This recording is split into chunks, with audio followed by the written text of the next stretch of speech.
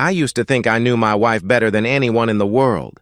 6 years of marriage, 8 years together total, you'd think that's enough time to truly know someone. I was wrong. My name is Alex Cooper. I'm 30 years old, a financial analyst at McKinsey & Associates, one of those reliable guys who plans retirement accounts at 25 and reads market reports over morning coffee.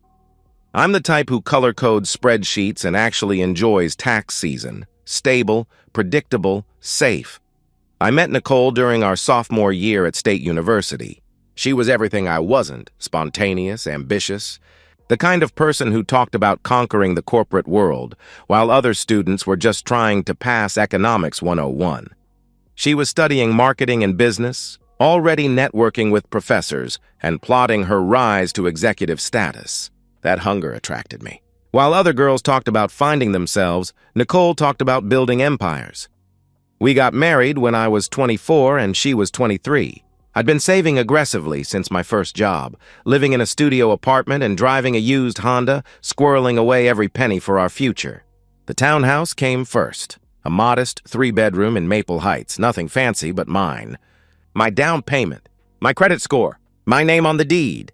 Nicole contributed to utilities and groceries, but the house was always mine. At the time, it felt romantic, traditional, the man providing stability for his wife. I never thought ownership would matter. Now it matters more than anything. Nicole works as a marketing manager at TechVision Solutions, a mid-sized tech company downtown with glass offices and motivational posters about synergy and disruption. She's ambitious, always chasing the next promotion, the next big account, the next career milestone that'll prove she's more than just another pretty face in a conference room. I used to admire that drive. It matched my own obsession with financial security, with building something lasting. But over the past 6 months, something shifted in our marriage like tectonic plates moving beneath the surface. The overtime started gradually. An extra hour here, a late meeting there, until suddenly Nicole was leaving at 7 in the morning and returning at 10 at night, exhausted and distant. She'd drag herself through the front door, kick off her heels, and collapse on the couch without even looking at me. "Rough day?" I'd ask. "The worst," she'd mutter, already scrolling through her phone. "Wilson account is killing me. This promotion is going to destroy my sanity. The work trips multiplied like cancer cells. Dallas for 3 days, Atlanta for a weekend, San Francisco for a week. Always last minute, always critical, always about some client who needed her expertise immediately. She'd pack in a rush, kissing me goodbye with distracted lips while texting someone during the Uber ride to the airport. But it was the small things that made my chest tighten with suspicion. Nicole started smelling different when she came home, not her usual vanilla perfume, but something masculine and woody that clung to her clothes like evidence. Her phone became a forbidden territory, always face down on the dinner table, protected by a new passcode I didn't know. The woman who used to share every meaningless text conversation now guarded her device like classified information. One night I woke at 2 in the morning to find our bed empty. I discovered her in the bathroom, door closed, whispering into her phone in the tone she used to reserve for me. Intimate, affectionate, conspiratorial. Who was that? I asked when she slipped back under the covers. "Work stuff," she replied without hesitation. "Crisis with the Wilson presentation. Sorry if I woke you," but her voice carried guilt like perfume, obvious and cloying. The doubt started small, a nagging whisper during board meetings and quarterly reviews. But it grew like a tumor, consuming my thoughts during dinner conversations, during the nights when she'd roll away from me in bed, during the mornings when she'd shower immediately after coming home from her business trips. I wanted to believe her explanations. I wanted to trust that her dedication was really about our future, about building the life we'd planned together. Kids by 35, a bigger house by 40, retirement in some coastal town where we'd grow old together. But my analyst brain kept running the numbers, and they didn't add up. The Wilson account was worth maybe $50,000 in commission. Nicole was acting like it was worth millions. Her company didn't typically require this much travel for local clients. And since when did marketing presentations happen at midnight? Deep down in that place where spreadsheets can't hide the truth, I knew something was catastrophically wrong when she told me about the Chicago trip, 5 days. The Wilson account, her big career breakthrough, I smiled and congratulated her, playing the supportive husband while my insides turned to ice. This could make me the youngest senior marketing director in TechVision's history, she said, packing that new black dress I'd never seen before. Derek says if I nail this presentation, the promotion is basically guaranteed. Derek. She'd mentioned that name more frequently lately. Derek this, Derek that, Derek's brilliant marketing strategy. Derek Walsh, VP of Sales, the golden boy who'd supposedly taken Nicole under his wing. I helped her pack, watching her include expensive lingerie still tagged from the store, perfume she'd never worn around me, outfits designed to impress someone who wasn't her husband. "You're bringing a lot for a work trip," I commented casually. She laughed without looking at me. "First impressions matter in business, Alex. You know that." "Right. Business," I replied flatly. That night, while Nicole slept peacefully beside me, probably dreaming about Derek Walsh, I made a decision that would change both our lives forever. I opened my laptop, typed private investigator near me into Google, and made the call that would either destroy my marriage or confirm it was already dead. The weight of my decision pressed down on me like concrete as I sat in my car outside Joe's Coffee the next morning, phone in my trembling hand. Part of me felt like those paranoid husbands you see in movies, jealous, controlling, pathetic. But the analyst in me, the part that reviewed financial statements for inconsistencies, knew the data didn't lie. Nicole's patterns had changed. Her behavior didn't match her explanations. The numbers, late nights, sudden trips, emotional distance, painted a picture I didn't want to see but couldn't ignore. Raymond Cross Investigations had 5 stars on Google and a website that screamed discretion and professionalism. The testimonials read like war stories from the trenches of modern marriage. Raymond saved my sanity and my assets. Professional, thorough, and worth every penny. The truth set me free. When Raymond answered on the second ring, his voice was calm and measured like a therapist or a very good accountant. "This is Raymond Cross. How can I help you?" he asked. "I think my wife is cheating on me," I said, the words feeling foreign and bitter in my mouth. "I need to know for sure. No judgment.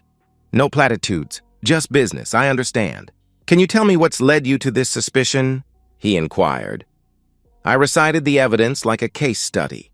The overtime that didn't match her paycheck. The business trips that seemed more frequent than necessary. The emotional distance, the new passwords, the 2 a.m. phone calls. Raymond listened without interrupting, occasionally making notes I could hear scratching across paper. "How long have these changes been occurring?" he asked. 6 months, maybe more," I answered. "And she has a trip planned?" "Chicago, 5 days. Leaves tomorrow morning," I replied. "Perfect timing for surveillance. Chicago's expensive for extended monitoring, but it's where we'll get the clearest picture of her activities. If there's another party involved, a 5-day trip will reveal it," he explained. The cost was $3,500. I'd spent more on our honeymoon, more on Nicole's engagement ring, more on the couch she'd picked out for the living room. For the price of truth, it felt like a bargain. "I need to know," I told him. "Even if it destroys me, I need to know." Raymond's response was measured, professional, and somehow comforting. "Most of my clients say that, Mr. Cooper, and you're right. The truth does destroy things, but it also sets you free to rebuild something better." We spent the next 20 minutes arranging logistics. I would provide Nicole's flight details, hotel information, and itinerary, all information she'd shared freely, believing she had nothing to hide. Raymond would have an operative stationed at O'Hare Airport when she landed, following her throughout the trip with professional invisibility. "Full photographic and video documentation," Raymond explained. "Time-stamped, date-stamped with detailed written reports. If she's engaging in extramarital activity, we'll document it thoroughly. If she's genuinely focused on business, you'll have peace of mind and can work on rebuilding trust." After I hung up, I sat in my car for 10 minutes, hands gripping the steering wheel. Breathing slowly like I'd learned in that meditation app Nicole had convinced me to try. The die was cast. In 24 hours, I'd either be proven wrong, paranoid, insecure, destroying my marriage with unfounded suspicion. Or I'd have evidence that the woman I'd loved for 8 years had been systematically betraying me. The next 3 days passed like psychological torture. I went through the motions of normal life, work meetings, conference calls, reviewing portfolios, making dinner reservations for the following week that I probably wouldn't keep. But underneath the routine, I carried the secret of what I'd set in motion like a bomb in my chest, ticking down to detonation. Nicole seemed unusually excited about the Chicago trip, more animated than she'd been in months. She talked constantly about the Wilson account, about how landing it would fast-track her promotion, about the presentation she'd been perfecting for weeks. "Derek thinks this could be a game-changer for my career," she said over dinner Tuesday night, twirling pasta around her fork without really eating.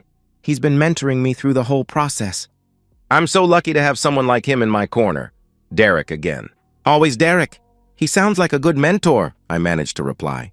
"The best. He really gets the vision for where Tech Vision is headed. Plus, he's got connections throughout the industry. Having someone like that believe in you." She trailed off, smiling at something I wasn't part of. I watched her pack Wednesday evening, each item she folded into her suitcase feeling like another knife in my chest. The black dress that hugged her curves in ways designed to attract attention. The expensive lingerie still tagged from Victoria's Secret lace and silk in colors she'd never worn for me. The perfume I'd never smelled on her skin during our intimate moments. "You're bringing a lot for a work trip," I commented, keeping my voice casual. She didn't even look up from her packing. "Presentations on Friday, but there are dinners, networking events, morning meetings. I want to look professional, put together. You know how important first impressions are?" "Absolutely." "Professional," I responded.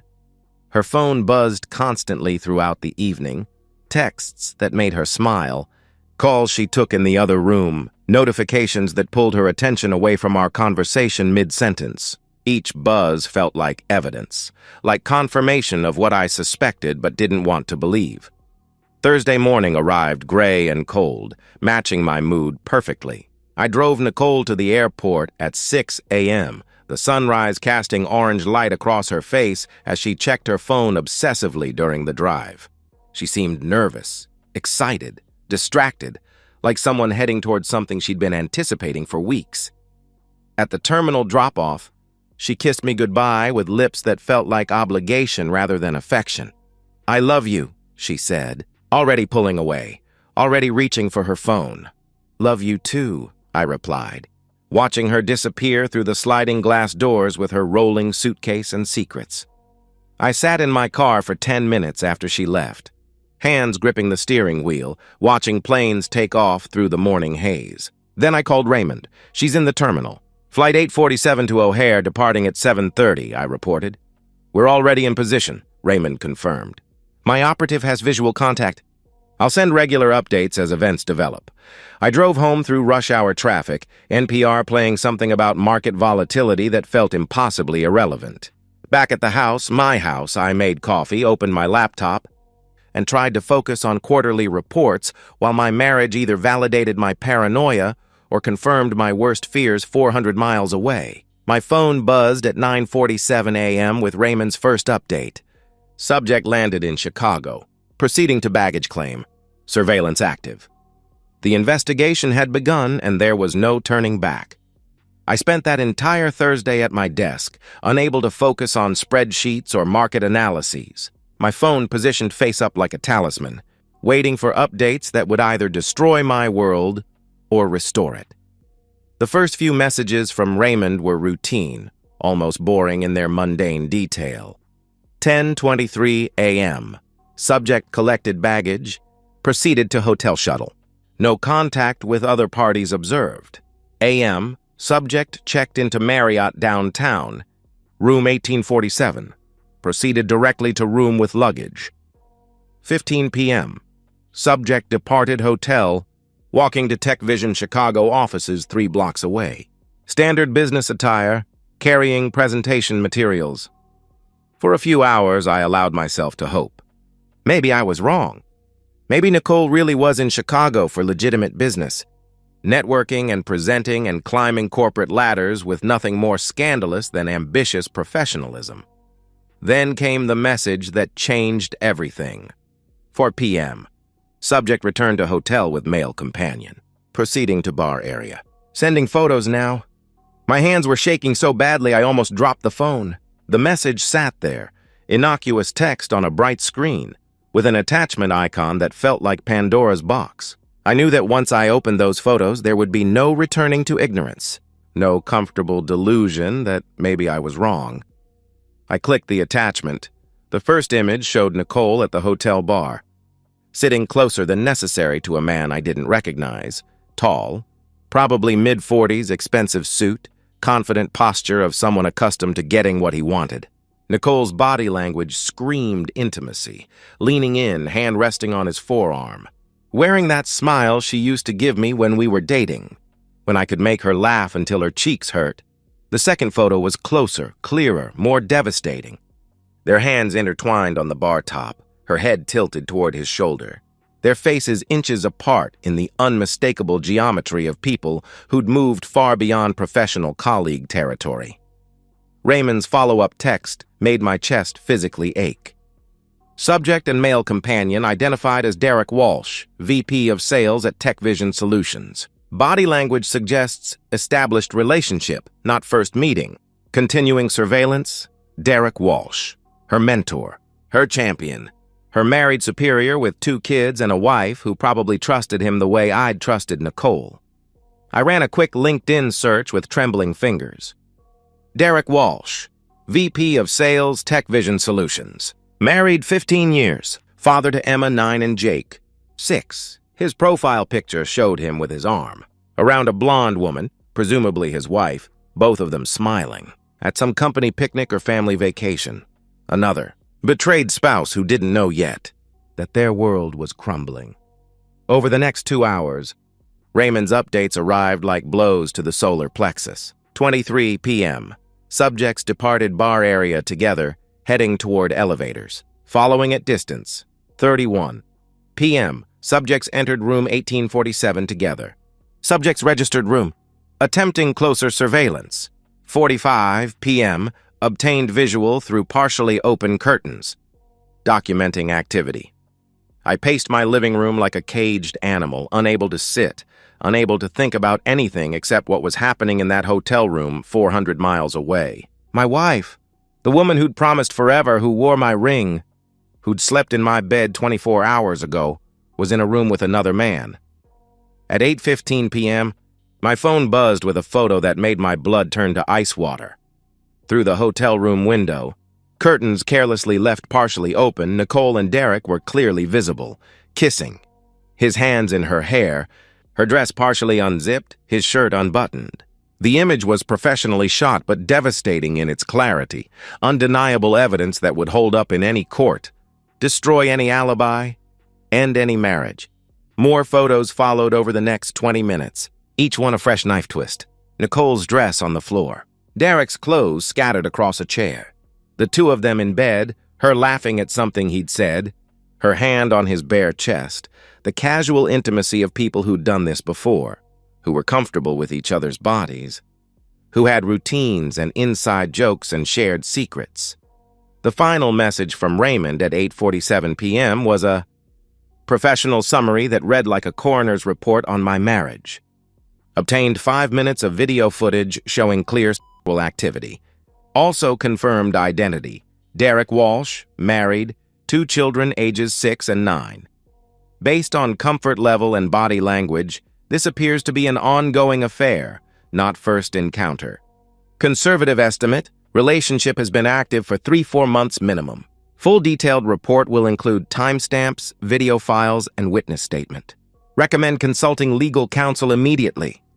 I sat on my couch in the dark house that was mine, phone in my lap, feeling something inside me break and then reshape into something harder, colder, more dangerous. The hurt was there, a raw, gaping wound in my chest that felt like actual physical damage. But beneath the pain rose something else. Clarity. Cold, analytical, ruthless clarity. Nicole had made her choice. She'd chosen Derek Walsh, chosen to betray 6 years of marriage, chosen to destroy the life we'd built together while claiming it was all for us, all for her career, all for our future. Now I would make my choices. I opened my laptop and began researching divorce attorneys, specifically ones with reputations for aggressive representation in infidelity cases. I found Patricia Vance, a lawyer whose website testimonials read like dispatches from scorched earth divorce battles. Her bio was intimidating. "I don't just win cases, I ensure justice. Adultery has consequences, and I make sure those consequences are permanent."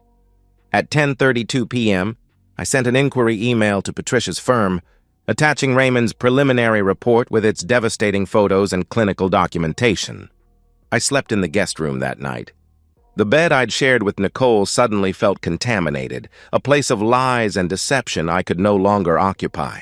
The sheets still smelled like her perfume, the vanilla one she wore at home, not the mysterious scent she'd been bringing back from her business trips. By Friday morning, Patricia Vance had responded with the efficiency of a woman who'd seen every betrayal imaginable. "I've reviewed your evidence. This is an exceptionally strong case for infidelity with photographic documentation. I can see you Monday at 9 a.m. Bring everything: financial records, property documents, marriage certificate, evidence files. We're going to destroy her." Nicole called me Friday morning from Chicago, her voice bright and cheerful, asking about my weekend plans like she was calling from a spa vacation instead of the scene of my personal apocalypse. "How's the presentation prep going?" I asked, my voice surprisingly steady. "Incredible! Derek's been so helpful. We worked late into the night perfecting the strategy. I think we've really got something special here," she replied enthusiastically. I could hear Derek's voice in the background, muffled but distinct, probably ordering room service or asking about her plans for the day. She was lying in bed with him while talking to me, discussing their work while his scent was probably still on her skin. "That's wonderful, honey. I miss you," I responded. "Miss you too." "Can't wait to come home and tell you all about it," she answered cheerfully. "I can't wait either." "I love you, Nicole." "Love you too, Alex," she replied. And I meant it as goodbye, because the woman I'd loved for 8 years was already gone, replaced by someone who could lie with such casual cruelty while planning her career advancement in another man's bed. Monday morning couldn't come fast enough. Monday morning, I sat across from Patricia Vance in her downtown office, 30 floors up, floor-to-ceiling windows overlooking the city, steel and glass that reflected the cold efficiency I'd need for what came next. Patricia was 50-something, sharply dressed in a way that communicated competence and ruthlessness, with calculating eyes that had seen every betrayal imaginable and learned how to weaponize them in court. She reviewed Raymond's complete report methodically. 47 photographs, 12 minutes of video footage, detailed timestamps, witness statements, Derek Walsh's full identity and marital status.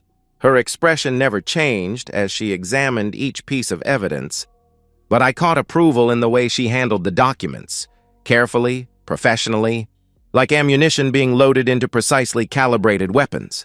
"This is among the cleanest infidelity cases I've seen in 15 years, Patricia said, setting down the final page. "You have photographic evidence, video documentation, professional surveillance records, and the affair occurred during a company-sponsored business trip with a direct superior. That last detail is crucial. It's not just adultery, it's a workplace ethics violation with potential legal ramifications." "What does that mean for me?" I asked. "It means you keep everything. The house, which is solely in your name, remains yours. Your savings, investments, retirement accounts, all protected under state infidelity statutes. She gets nothing except what the judge deems a minimal settlement to avoid claims of punitive damages. We're talking maybe $500 if that," she explained. "And her career?" I inquired. Patricia leaned back, steepling her fingers like a chess master contemplating checkmate. "That's where this gets interesting. TechVision Solutions has a strict code of conduct policy regarding relationships between employees, especially when one party is in a supervisory role. Derek Walsh is a VP, your wife is a manager reporting to his division. That's a clear violation with potential sexual harassment liability for the company. So if someone were to report this," I suggested, "if someone, say, A concerned party with documented evidence were to forward this information to their HR department. Both parties would likely face immediate termination. Companies don't play games when faced with potential lawsuits and ethics violations, she confirmed. I felt cold satisfaction settling in my chest like winter air. How quickly can you file the divorce papers? I can file today. Service can happen as early as Wednesday, the day she returns from Chicago, she answered. Perfect. I want her served at home. At our front door, I stated. Patricia's smile was thin and predatory. Poetic justice. I like your style. We spent the next hour crafting the divorce petition with the precision of surgeons, documenting every asset, every account, every piece of property. My financial analyst background made the process efficient. I had spreadsheets prepared, documentation organized, everything categorized and ready for legal consumption. Before leaving Patricia's office, I made one final decision that felt like lighting a fuse. Send copies of the investigator's report to TechVision's HR department. Anonymous tip about workplace ethics violations. Consider it done. They'll receive it this afternoon, she confirmed. My next stop was Cole Bennett's locksmith shop. Cole had been my friend since college, the guy who'd helped me move furniture into the townhouse, who'd stood up at our wedding, who'd always said Nicole was lucky to have found someone like me. I need you to change all my locks, I told him without preamble. Tuesday night, while Nicole's still out of town, Cole's expression darkened with understanding. She cheated, didn't she? I just nodded, not trusting my voice. Say no more, brother. I'll have new locks installed by Wednesday morning. She won't get in with her old keys, that's for damn sure, he replied. Thanks, Cole. You're going to be okay, Alex. You're one of the good ones. She's going to regret this for the rest of her life, he assured me. Tuesday passed in a blur of deliberate normalcy. I attended meetings, reviewed quarterly reports, analyzed market trends, maintained perfect professional composure while orchestrating the systematic destruction of my wife's life. My colleagues noticed nothing unusual. I'd always been good at compartmentalizing, at keeping personal chaos from affecting professional performance. That evening, Cole arrived with new locks, new keys, new deadbolts, new security for a new life. Within 2 hours, every entrance to my townhouse, because it was my townhouse, legally and morally, was secured against Nicole's return. I methodically packed Nicole's belongings, clothes that had touched Derek Walsh's hands, toiletries that had prepared her for another man's bed, the expensive lingerie she'd bought for someone else's pleasure. Everything fit in 2 large trash bags. I set them by the front door like garbage waiting for collection. Wednesday arrived with crystalline clarity. Nicole's flight was scheduled to land at 6:15 p.m. She'd texted me that morning, "Can't wait to see you. Have so much to tell you about the trip." I read her message and felt nothing but contempt for the performance, the casual cruelty of someone who believed she'd gotten away with destroying her marriage. At 7:30 p.m., I received confirmation from Patricia. Process server is in position at your address. The moment she arrives, she's served. I sat in my living room with the lights off, curtains closed, waiting. My phone was on silent. My heart was calm. Everything was in motion now, precise and irreversible as a chemical reaction. At 7:52 p.m., I heard a car pull up outside. Footsteps on the walkway. The familiar sound of Nicole's key sliding into the lock.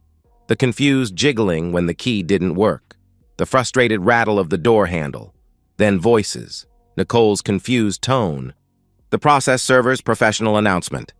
Nicole Cooper, you're being served with divorce papers. Please take these documents. I stood, walked to the door, and opened it. Nicole stood on my front step. Divorce papers trembling in her hands, face white with shock, mouth opening and closing without sound like a fish pulled from water. Your stuff is here, I said calmly, nudging the trash bags toward her with my foot. I know about Derek Walsh. I know about Chicago. I have photos, videos, everything. The look on her face, pure terror mixed with disbelief, almost made me feel something. Almost. But then I remembered the photos of her laughing in Derek's arms, her hand on his bare chest, the casual intimacy they'd shared while I sat alone in our house, worrying about our marriage. You're going to get a call from HR tomorrow, I told her. I sent them everything. That's when she started to scream. Nicole collapsed to her knees on the front step like her strings had been cut, divorce papers scattered around her like confetti at a funeral, her voice breaking into incoherent sobs that sounded more like animal sounds than human grief.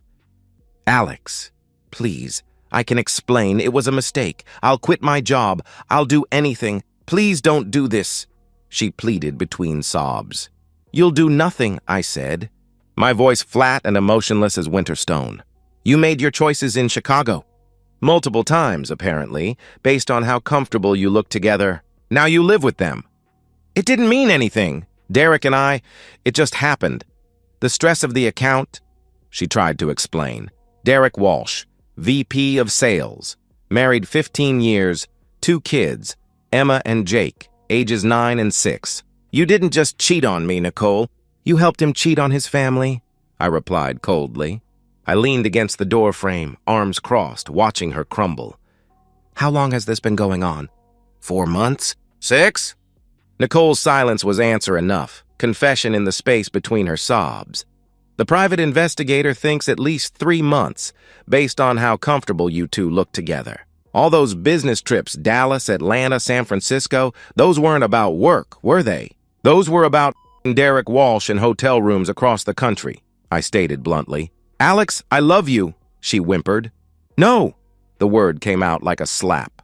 "You love what I provided. Stability, a house you didn't pay for, the safety of a backup plan while you screwed your way up the corporate ladder. But here's what you didn't count on. I'm a financial analyst. I plan for contingencies. I document everything. And I don't lose." Nicole's phone buzzed in her purse like an alarm clock. She ignored it.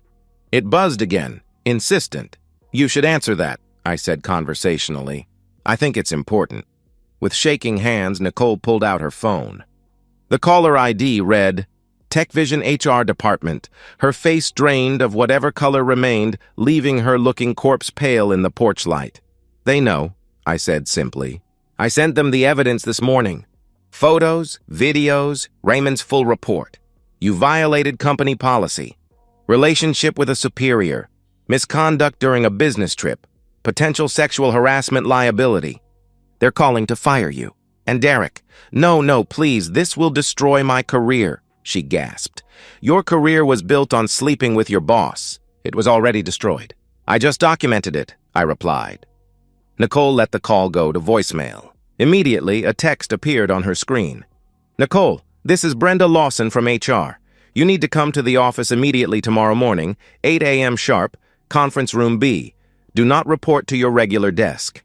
Do not speak to other employees. This is urgent." I watched her read it, watched the last pillar of her carefully constructed life crumble into dust. "My lawyer filed for divorce Monday," I continued with the methodical precision of a surgeon. "You're holding the papers. The evidence is overwhelming, adultery with photographic proof that would hold up in any court. You get nothing in the settlement. The house is mine, my down payment, my name on the deed, my equity. Savings, retirement, investments, all protected under state infidelity statutes. Patricia Vance is representing me, and she doesn't lose cases like this. Where am I supposed to go? What am I supposed to do?" she asked desperately. "Not my problem anymore," I answered coldly. Nicole tried one last desperate approach, reaching for my hand with fingers that trembled like autumn leaves. "We can go to counseling. We can fix this. I'll do anything. I love you." I stepped back, disgusted by her touch, revolted by the hands that had been all over Derek Walsh 48 hours ago. "Don't touch me.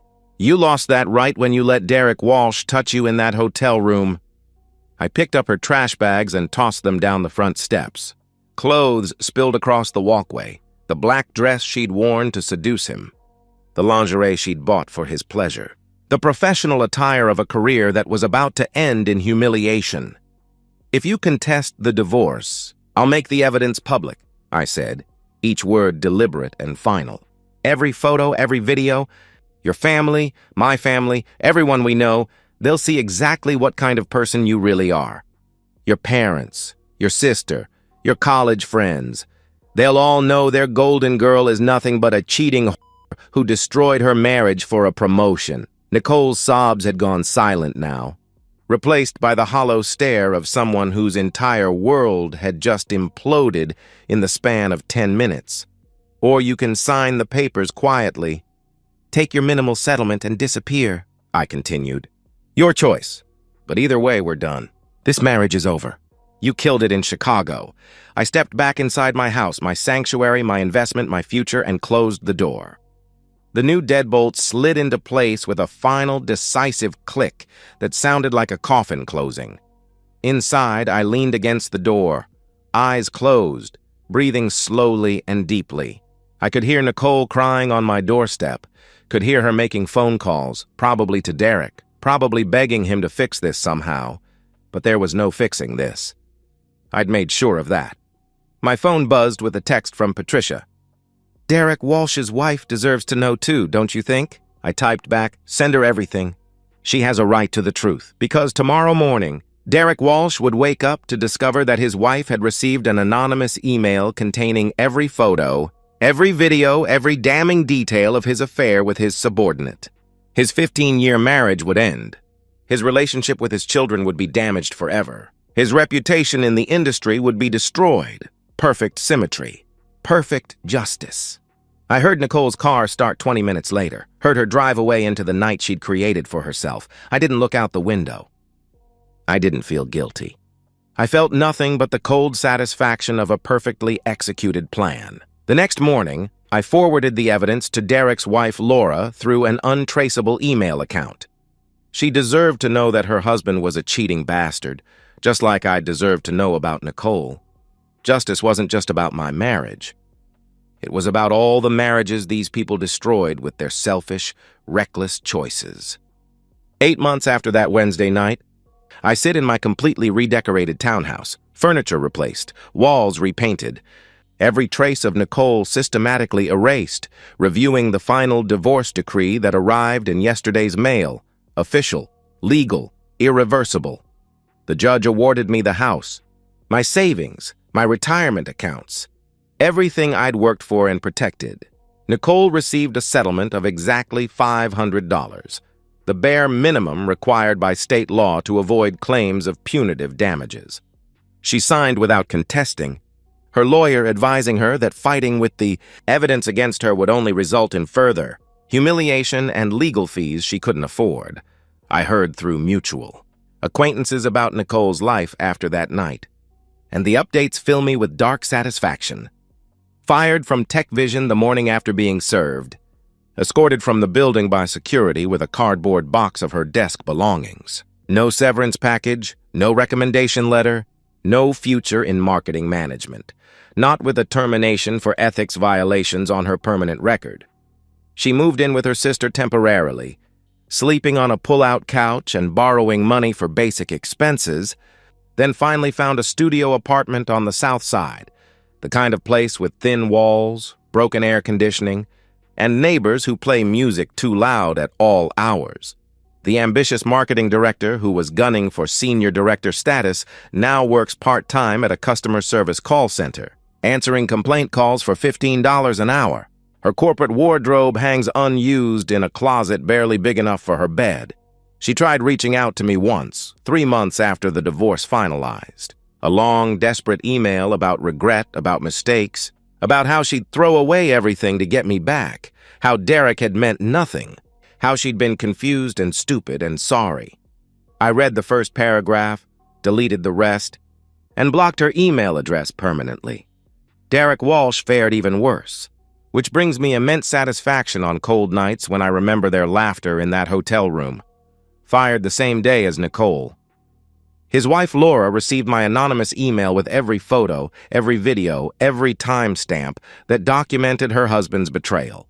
She filed for divorce immediately, armed with evidence so overwhelming that Derek's lawyers couldn't mount any defense. Laura got full custody of Emma and Jake. The house, the savings accounts, his retirement, everything. Derek moved into a one-bedroom apartment across town and gets supervised visitation with his children every other weekend. Court-mandated supervision because his own kids don't trust him anymore.